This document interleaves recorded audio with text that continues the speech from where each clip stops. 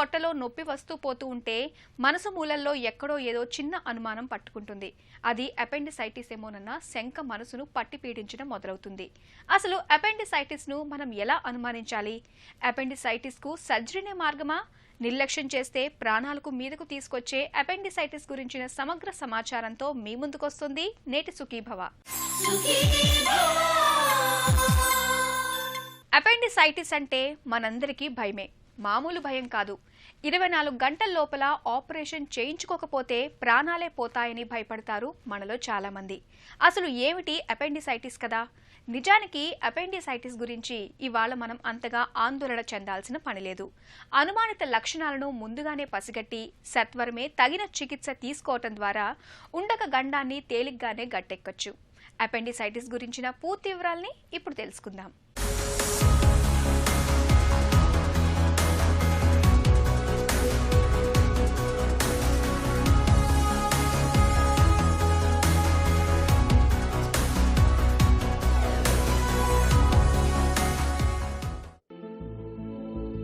సహజంగా నొప్పిని భరించే శక్తి మనిషికి ఎక్కువనే చెప్పాలి. అయితే కొన్ని నొప్పులు భరించలేవు. అలాంటి భరించలేని నొప్పుల్లో ప్రధానంగా చెప్పుకోవలసినవి ప్రసవం, గుండెపోటు. ఈ రెండింటి తరువాత అంతటి భరించలేని నొప్పి ఎక్కువగా కనిపించేది మాత్రం అపెండిసైటిస్ కడుపు నొప్పి సమస్యలోనే. దీనినే 24 గంటల కడుపు నొప్పి అని కూడా అంటుంటారు. 24 గంటల్లో ఈ అపెండిసైటిస్ కడుపు నొప్పికి తగిన చికిత్స తీసుకోకపోతే అది ప్రమాదకరంగా పరిణమిస్తుందని చెబుతారు డాక్టర్లు. నిజానికి అపెండిక్స్ నొప్పి ప్రమాదకరమైందే. ఎందుకంటే దీనిని అనుమానించడం తేలికే గాని ఖచ్చితంగా నిర్ధారించుకోవడం కష్టం. ఒకవేళ నిర్ధారించినా వెంటనే ఆపరేషన్ అవసరమా కాదా అన్నది తేల్చి చెప్పడం మరో ఇబ్బంది. అయితే ఒకప్పటికంటే ఇప్పుడు ఈ అపెండిక్స్ పైన అవగాహన పెరిగిందని చెప్పాలి. అపెండిక్స్లో వచ్చిన ఇన్ఫ్లమేషన్ని లేదా ఇన్ఫెక్షన్ని అపెండిసైటిస్ అని అంటాము. సో దీని ఎగ్జాక్ట్ పని ఏమిటి అనేది తెలీదు. కాకపోతే ఏంటంటే ఈ లింఫాయిడ్ టిష్యూ అని ఉంటుంది శరీరంలో. లింఫాయిడ్ టిష్యూ అని చిన్నపిల్లలకి అది జలుబు దగ్గు చేసినప్పుడు ఈ మెడ దగ్గర గవద బిళ్ళలు అది వాచిని అని అంటూ ఉంటారు. సో అలాంటిదే లింఫాయిడ్ టిష్యూ చిన్న పేగులో కూడా ఉంటుంది. అదే ఈ అపెండిక్స్లో కూడా ఉంటుంది. ఇదంతా కూడా లింఫో రెటిక్యులర్ సిస్టంలో ఒక పార్ట్ అని భావిస్తూ ఉంటాము. ఇందులో రకరకాల కారణాల వల్ల ఇన్ఫెక్షన్ రావచ్చు. దాన్నే అపెండిసైటిస్ అని అంటాము. ఈ ఇన్ఫెక్షన్కి రావడానికి ఒక కారణం అయితే కనుక ఈ అపెండిక్స్ యొక్క ముఖద్వారం దగ్గర ఉండేటువంటి ఈ లింఫాయిడ్ టిష్యూ ఉబ్బటం వల్ల ముఖ్యంగా చిన్నపిల్లల్లో వస్తూ ఉంటుంది. చిన్నపిల్లలకి ఏదైనా ఈ ఫుడ్ పాయిజనింగ్లని కానీ వైరల్ ఇన్ఫెక్షన్లు కానీ ఇలాంటివి వచ్చినప్పుడు ఈ లింఫాయిడ్ టిష్యూ వాయటం మూలాన ఈ అపెండిక్స్ పెద్ద పేగులో ఎక్కడైతే తెరుచుకుంటుందో దాని ముఖద్వారం మూసుకుపోవటం వల్ల ఈ అపెండిసైటిస్ రావడానికి ఒక కారణం. లేదా కొద్ది మందిలో ఈ మోషన్ బాగా ఈ ఫ్రీగా అది కాని వాళ్ళకి ఆ మోషన్ ఒక్కొక్కసారి ఈ ముఖద్వారాన్ని మూసేయటం మూలాన బ్లాక్ అవటం మూలాన ఈ అపెండిసైటిస్ వచ్చేటువంటి అవకాశం ఉంది. ఇన్ఫెక్షన్ అపెండిక్స్లో వచ్చినటువంటి ఇన్ఫెక్షను అది ఈ అపెండిక్స్ యొక్క ముఖద్వారం మూసుకుని పోయి ఉండటం మూలాన ఈ అపెండిక్స్ లోపల ఇన్ఫెక్షన్ అది ఉండి అది బాగా ఉబ్బిపోయి ఒక్కొక్కసారి అది పగిలిపోయేటువంటి అవకాశం ఉంది. పెర్ఫరేషన్ అంటాం. ఈ పెర్ఫరేషన్ అయితే అపెండిక్స్ లోపల ఉండేటువంటి ఈ క్రిములు ఇవి ఏదైతే ఉన్నాయో పొట్ట లోపలి భాగంలో స్ప్రెడ్ అవటం వలన ఇన్ఫెక్షన్ అది వచ్చేసి పెరిటనైటిస్ వచ్చేటువంటి అవకాశం ఉంది. అందువల్ల దీన్ని బాగా సీరియస్గా పరిగణిస్తారు. అపెండిక్స్ అనేది చిన్న పేగు పెద్ద పేగు కలిసే చోట ఉండే ఒక చిన్న తిత్తి లాంటి భాగం. సాధారణంగా ఇది 8 సెంటీమీటర్ల పొడవుంటుంది. దీని ప్రవేశ మార్గం చిన్నగా ఉండడం వల్ల సాధారణంగా పెద్ద పేగులోని ఆహార పదార్థాలు, మలం వంటివి ఏవి దీనిలోకి వెళ్ళవు. దీనిలో తయారయ్యే జిగురు స్రావాల వంటివి మాత్రం ఎప్పటికప్పుడు బయటకొచ్చి పేగుల్లో కలిసిపోతుంటాయి. అయితే ఎప్పుడన్నా పేగుల్లో మలం గాని నులిపురుగుల వంటివి గాని ఈ ఉండుక మార్గానికి అడ్డుపడినప్పుడు ఉండుకంలోని స్రావాలు పదార్థాలు బయటకు రాక అక్కడే ఇరుక్కుపోయి ఉండుకం వాపు ఆరంభం కావచ్చు. మనం తీసుకున్న ఆహారం, నీటి ద్వారా బ్యాక్టీరియా వంటివి పేగుల్లోకి చేరి అక్కడి నుంచి ఉండుకంలోకి ప్రవేశించి ఇన్ఫెక్షన్ తెచ్చిపెట్టొచ్చు. ఇలా ఈ 2 సందర్భాల్లోనూ కూడా అపెండిసైటిస్ నొప్పి ఆరంభమవుతుంది. ఇప్పుడున్నటువంటి స్కానింగ్లు అయితేనేమి, వేరే రకమైనటువంటి టెస్టులు అయితేనేమి, వాటితో మనకి అపెండిక్స్ ఉందా లేదా అనేది తొందరగానే తెలుస్తుంది. వైద్యం కూడా తొందరగానే చేయడానికి వీలవుతుంది. ఒకవేళ ఏ కారణం చేతనన్నా లేట్ అయ్యి అది పెర్ఫరేట్ అయినా కానీ మనకి ఇప్పుడున్నటువంటి మందులతోనూ, హాస్పిటల్లో ఉండేటువంటి టెక్నాలజీ అయితేనేమి, ఎక్స్పీరియన్స్ అయితేనేమి, వీటితో ఇప్పుడు అంత ప్రాణాంతకమైనటువంటి వ్యాధి అయితే కాదు అపెండిసైటిస్. సో ఒక్కొక్కసారి ఏమవుతుందంటే ఈ అపెండిక్స్ వచ్చినటువంటి వాళ్ళల్లో ఈ పేగులు, పొట్టలో ఒమెంటమ్ అని ఉంటుంది. అది పొట్టలో ఎక్కడ ఏ రకమైనటువంటి ఇన్ఫెక్షన్ కానీ ఏదైనా ప్రాబ్లం ఉంటే అక్కడికి వెళ్ళి దాన్ని సీల్ ఆఫ్ చేసేసే ప్రయత్నం చేస్తుంది. సో ఈ అపెండిసైటిస్ అది వచ్చినటువంటి వాళ్ళల్లో ఈ ఒమెంటమ్ అయితేనే, చిన్న పేగులు అయితేనే, ఈ మిగతా పొట్టలో ఉండేటువంటి పార్ట్లన్నీ కూడా అపెండిక్స్ని కవర్ చేసేసి ఆ ఇన్ఫెక్షన్ వేరే చోటకి స్ప్రెడ్ అవ్వకుండా రక్షించే ప్రయత్నం చేస్తాయి. సో ఈ ప్రయత్నంలో ఏంటంటే ఒక్కొక్కసారి అవి శరీరం సఫలీకృతం అవుతుంది. ఇన్ఫెక్షన్ అది వేరే చోటకి వెళ్లకుండా దాన్ని అలా కంట్రోల్ చేసి పూర్తిగా తగ్గించుకోగలుగుతుంది యాంటీబయాటిక్స్ అది ఇస్తే కనుక. ఒక్కొక్కసారి చేసుకోలేకపోతుంది. సో ఈ పరిస్థితిలో మనం ఒక్కొక్కసారి ఆపరేషన్ చేయాల్సి వస్తే కనుక ఈ చిన్న పేగుని మిగతా వాటిని సెపరేట్ చేయటం, ఇప్పుడు అపెండిక్స్ని దగ్గరికి వెళ్ళటం కోసం ఇవన్నిటిని విడదీయాల్సి వస్తుంది. సో ఆ ప్రయత్నంలో ఒక్కొక్కసారి బాగా గట్టిగా అతుక్కుపోయి ఉంటే కనుక ఈ చిన్న పేగుకి అది కూడా డ్యామేజ్ జరిగి మామూలుగా చాలా సింపుల్గా అయిపోయేటువంటి ఆపరేషను కొంచెం పెద్దదవుతుంది. ఒక్కొక్కసారి ఆ చిన్న పేగుని, ఆ పెద్ద పేగు మొదటి భాగం ఏదైతే ఉందో దాన్ని కూడా తీసేసి ఆ చిన్న పేగుని డైరెక్ట్గా పెద్ద పేగుకి జత చేయడం అది అవసరం అవుతుంది. కాకపోతే ఇలాంటి పరిస్థితి చాలా కొద్ది మందిలో, 100 మందిలో ఒకళ్ళకో ఇద్దరికో అవుతుంది తప్పితే చాలా ఎక్కువ శాతం మనుషులకి ఈ అపెండిసైటిస్ అనేటువంటిది తేలిగ్గానే అయిపోయేటువంటి ఆపరేషన్. పొట్టలో వస్తున్న నొప్పి అపెండిసైటిసా లేదా మామూలు కడుపు నొప్ప అన్నది కొన్ని అనుమానిత లక్షణాలను బట్టి మనం సులువుగానే తెలుసుకోవచ్చు. అపెండిసైటిస్ బారిన పడ్డప్పుడు బొడ్డుకు కుడివైపు కింద భాగంలో నొక్కితే విలువెలలాడిపోతారు. కుడి పాదాన్ని కదపమంటే కదపలేరు. దగ్గినప్పుడు అపెండిసైటిస్ నొప్పి మరింతగా పెరుగుతుంది. ఇలాంటి అనుమానిత లక్షణాలు కనిపిస్తున్నప్పుడు అపెండిసైటిస్ను ఖచ్చితంగా నిర్ధారించేందుకు అల్ట్రాసౌండ్ స్కాన్ వంటి పరీక్షలు అవసరమవుతాయి. అపెండిసైటిస్ గురించిన మరిన్ని వివరాలను ఇప్పుడు తెలుసుకుందాం.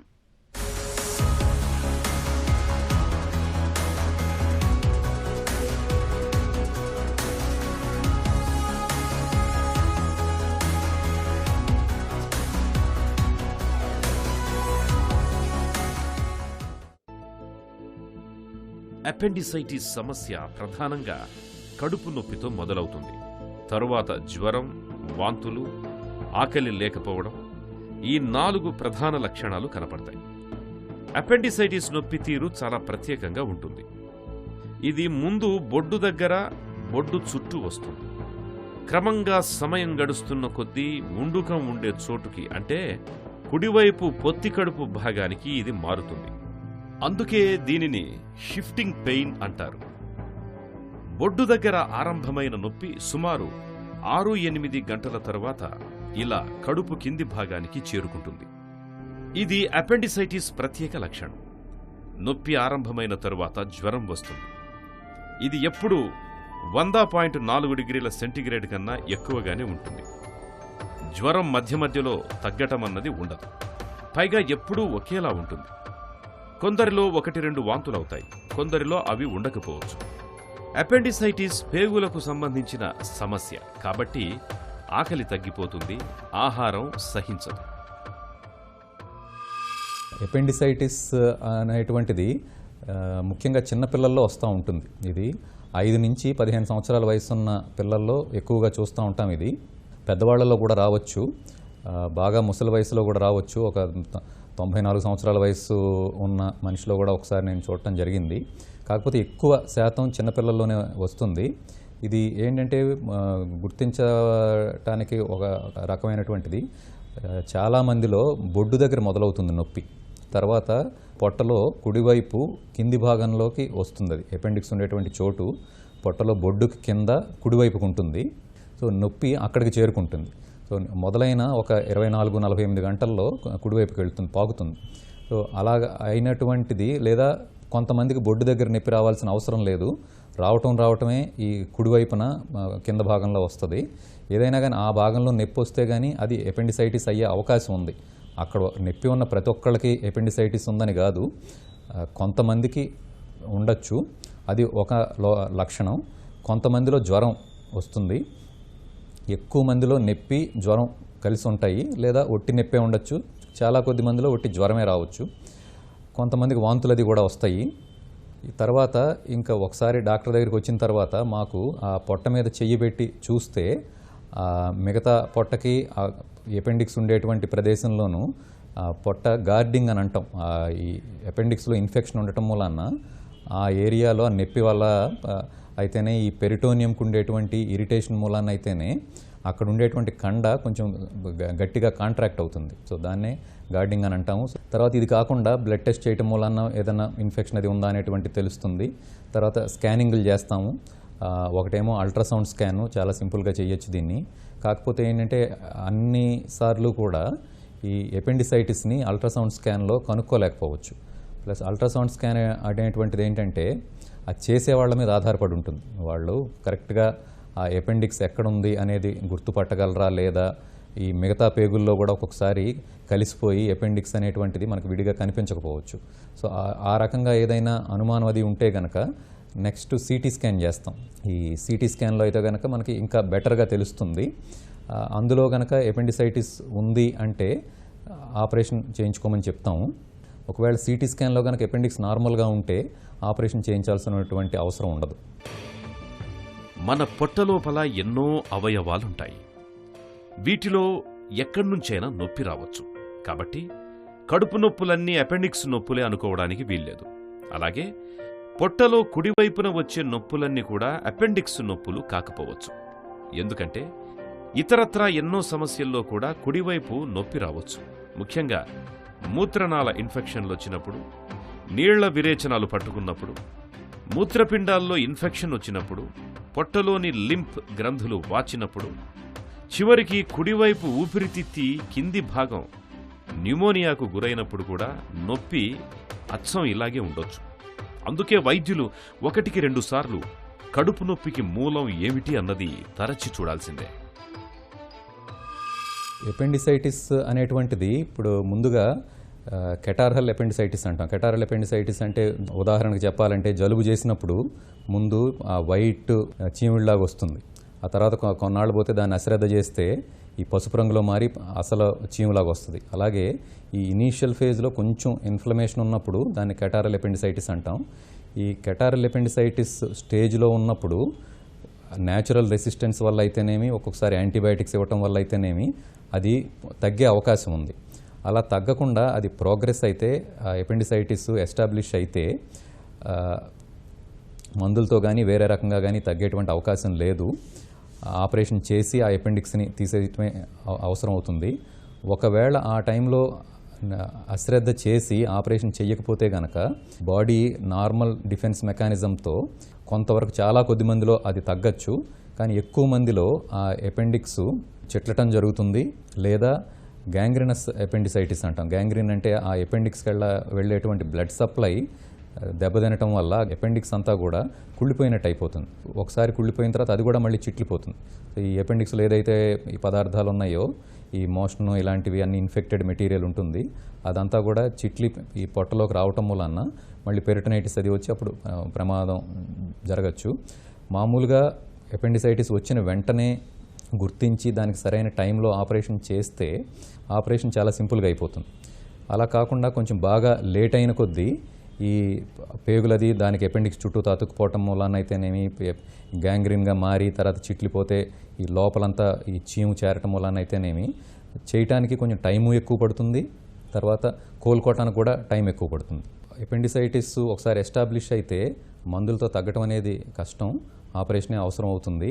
ఈ ఆపరేషన్ కూడా ఈ మధ్యకాలంలో గత 15-20 సంవత్సరాలుగా లాప్రోస్కోపిక్ పద్ధతిలో చేస్తున్నాం. లాప్రోస్కోపీ అంటే కీహోల్ సర్జరీ అని, ఈ పొట్టలో చిన్న చిన్న రంధ్రాల్లాగా పెట్టి అందులోంచి బాగా సన్నటి పరికరాలను పంపించి ఆ కెమెరాలో చూస్తా ఆ అపెండిక్స్ని తీసేస్తాము. ఒకవేళ ఏదైనా చిట్లని అపెండిక్స్ అది ఏదైనా ఉంటే కనుక ఈ లోపల ఈ చీము ఇలాంటి దాన్ని శుభ్రం చేయాల్సి వచ్చినా కానీ ఈ లాప్రోస్కోపీ ద్వారానే అయిపోతుంది.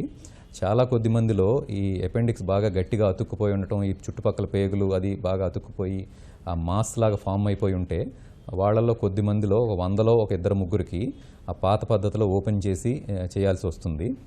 పరీక్షల్లో అపెండిసైటిస్ అని నిర్ధారణ అయినప్పుడు, నొప్పి తీవ్రంగా ఉన్నప్పుడు ఆలస్యం చేయకుండా వెంటనే సర్జరీ చేయించుకోవాలి. ఆలస్యం అవుతున్న కొద్దీ అపెండిక్స్ పగిలిపోయే ప్రమాదం ఉంటుంది. ఇలాంటప్పుడు సమస్యల తీవ్రత మరింతగా ఉంటుంది. అపెండిసైటిస్కు అత్యవసర చికిత్స గురించి ఇప్పుడు తెలుసుకుందాం.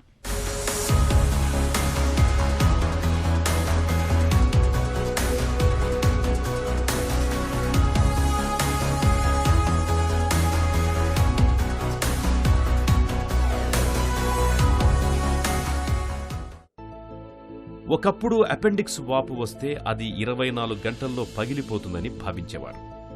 కానీ అది అన్ని కేసుల్లోనూ నిజం కాదు. సమర్థమైన యాంటీబయోటిక్స్ లేని రోజుల్లో అలా అనుకునేవాళ్లు. కానీ ఇప్పుడు మనకు అత్యాధునికమైన యాంటీబయోటిక్స్ అందుబాటులో ఉన్నాయి. అనుమానంగా ఉన్న కేసుల్లో కొంత వేచి చూసి ఖచ్చితంగా నిర్ధారించుకుని అప్పుడు అవసరమైతే ఆపరేషన్ చేయొచ్చు. 24 గంటల్లోనే ఏదో అయిపోతుందని భయపడుతూ అనవసరంగా ఆపరేషన్కి వెళ్లాల్సిన పనే లేదు. ఒకప్పుడు అపెండిక్స్ అంటే ఒక అవశేషంగా, వ్యర్థ అవయవంగా భావించేవాళ్లు. కానీ వైద్య పరిశోధనా రంగం అభివృద్ధి చెందిన కొద్దీ ఈ ఉండుకం మరి అంత వ్యర్థమైందేమీ కాదని, జీర్ణ ప్రక్రియలో దీనికి పెద్దగా పాత్ర లేకపోయినా ఇది రోగనిరోధక వ్యవస్థకు కొంత సహాయకారిగా ఉంటుందని గుర్తిస్తున్నారు. రెండోది, రకరకాల ఆపరేషన్లలో దీన్ని తీసి కీలకమైన అతుకు ముక్కగా కూడా వాడుతున్నారు. కాబట్టి ఉండుకాన్ని తీసిపారేసే ధోరణిని విడనాడాలి. నిజంగా అపెండిక్స్ వాపు వచ్చి దీనికి చీము వంటివి పడితేనే ఉండుకాన్ని తొలగించాలి. అపెండిసైటిస్ ఒకసారి ఎస్టాబ్లిష్ అయితే మందులతో తగ్గటం అనేది కష్టం, ఆపరేషనే అవసరం అవుతుంది. ఈ ఆపరేషన్ కూడా ఈ మధ్యకాలంలో గత 15-20 సంవత్సరాలుగా లాప్రోస్కోపిక్ పద్ధతిలో చేస్తున్నాం. లాప్రోస్కోపీ అంటే కీహోల్ సర్జరీ అని, ఈ పొట్టలో చిన్న చిన్న రంధ్రాల్లాగా పెట్టి అందులోంచి బాగా సన్నటి పరికరాలను పంపించి ఆ కెమెరాలో చూస్తా ఆ అపెండిక్స్ని తీసేస్తాము. ఒకవేళ ఏదైనా చిట్లని అపెండిక్స్ అది ఏదైనా ఉంటే కనుక ఈ లోపల ఈ చీము ఇలాంటి దాన్ని శుభ్రం చేయాల్సి వచ్చినా కానీ ఈ లాప్రోస్కోపీ ద్వారానే అయిపోతుంది. చాలా కొద్ది మందిలో ఈ అపెండిక్స్ బాగా గట్టిగా అతుక్కుపోయి ఉండటం, ఈ చుట్టుపక్కల పేగులు అది బాగా అతుక్కుపోయి ఆ మాస్ లాగా ఫామ్ అయిపోయి ఉంటే వాళ్ళల్లో కొద్ది మందిలో 100లో 2-3కి ఆ పాత పద్ధతిలో ఓపెన్ చేసి చేయాల్సి వస్తుంది. ఆపరేషన్ అనేటువంటిది ఎప్పుడు అవసరమైతే అప్పుడే చేసుకోవాలి, కానీ ముందేదో వస్తుందేమో అని ఇప్పుడే చేయటం వల్ల ఉపయోగం లేదు. అపెండిసైటిస్ అపెండిక్స్ రిమూవ్ చేయటం వల్ల కూడా ఒక్కొక్కసారి మన అపెండిక్స్ ఎక్కడైతే తీసి ఆ కుట్టు వేస్తామో ఈ పెద్ద పేగు నుంచి అపెండిక్స్ని సెపరేట్ చేసిన దగ్గర అది ఒక కుట్టు వేసి దాన్ని మూసేయాలి. సో ఒక్కొక్కసారి ఆ కుట్టు అది సరిగ్గా మానకపోతే దానివల్ల కూడా ప్రమాదం జరగచ్చు. సో అందుకని ఓవరాల్గా రిస్క్ చూసుకుంటే ఏదైనా ఒక రోగికి ముందు అపెండిసైటిస్ వచ్చి దానికి మళ్ళీ ఆపరేషన్ చేయటము లేదా దానివల్ల ఏదైనా ప్రమాదం జరగటంతో పోల్చుకుంటే ఈ రిస్క్ ఆ రిస్క్ కూడా పెద్దగా తేడా ఉండదు. అందుకని ఈ కాలంలో సజెస్ట్ చేయటం లేదు. అపెండిసైటిస్ ఎప్పుడు వస్తే అప్పుడే చేసుకోవచ్చు. 24 గంటల కడుపు నొప్పి అనగానే వణికిపోవడం మన దగ్గర సర్వసాధారణం. ప్రజల్లో పేరుకుపోయిన భయాందోళనల్ని ఆసరాగా చేసుకుని కడుపు నొప్పి అన్న ప్రతి రోగికి ఎడాపెడా ఆపరేషన్లు చేస్తుండటం ఎంతమాత్రం సబబు కాదు. కొద్దిపాటి అవగాహన ఉంటే అపెండిసైటిస్ సమస్యను తేలిగ్గానే గుర్తుపట్టొచ్చు. అనుమానంగా ఉంటే దీనికి ఖచ్చితమైన నిర్ధారణ పరీక్షలున్నాయి. ఇవేవీ చూడకుండా కడుపు నొప్పి అనగానే ఆపరేషన్ చేసేయడం అన్యాయమే కాదు, అనర్థదాయకం కూడా. అపెండిసైటిస్ అని ఖచ్చితంగా నిర్ధారణై నొప్పి తీవ్రంగా ఉంటే మాత్రం సాధ్యమైనంత త్వరగా సర్జరీ చేయడం ఉత్తమం. అలా కాక కేవలం అనుమానం ఉంటే ఉండుకాన్ని కాపాడుకోవడానికి మందులతోనే ప్రయత్నించడం మంచిది. పొట్టలో సునామీలా విరుచుకు పడుతూ మనిషిని మృత్యుముఖానికి తీసుకెళ్లే అపెండిసైటిస్ ని ఎలా అనుమానించాలో, సకాలంలో సర్జరీ చేయించుకోవటం ద్వారా అపెండిసైటిస్ గండాన్ని ఎలా గట్టెక్కచ్చో తెలుసుకున్నాం కదా.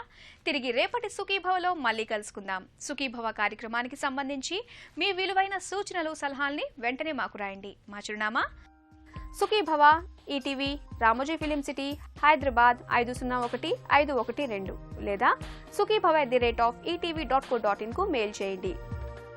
మీ ఆరోగ్య సంజీవిని సుఖీభవ కార్యక్రమాన్ని ఇప్పుడు యూట్యూబ్ ఆన్లైన్లో www.youtube.com/etv news లింక్ ద్వారా కూడా వీక్షించండి.